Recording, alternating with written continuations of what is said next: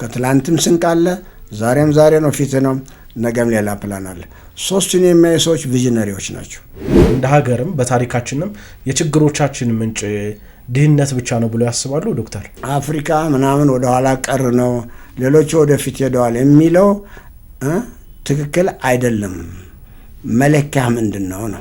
የኢትዮጵያን አንድነት የኢትዮጵያን ህብረት ለማምጣት ምን አይነት ስራዎች ያስፈልጋሉ? ስለ ሐሳቡ በማውራት ፋንታ ሰውየው ይሄን ያለው እኮ ይሄ ነው ብለ ስለሱ መታወራ ከሆነ አገር ልናሻገር አንችልም። የኔ ሀገር ፋሚሊ ነች። የፋሚሊ ስብስብ ነው ሀገር የሚያደርገው። ስለዚህ ፋሚሊ ውስጥ የተለያየ ኦፒኒየን ሊኖር ይችላል። በትምህርቱ ዘርፍ የሚስተዋሉ ተግዳሮቶች ያጋጠሙን ተግዳሮቶች ችግሮች ምንድናቸው? መፍትሄያቸውስ ምን መሆን አለበት? ትምህርት የኛ ችግር ነው ብዬ የማምነው ኤክስፐሪመንት ማድረጋችን መብዛቱ ነው። እሱንም ዲግስ አረግና ለምንድን ነው ብዬ ሳስብ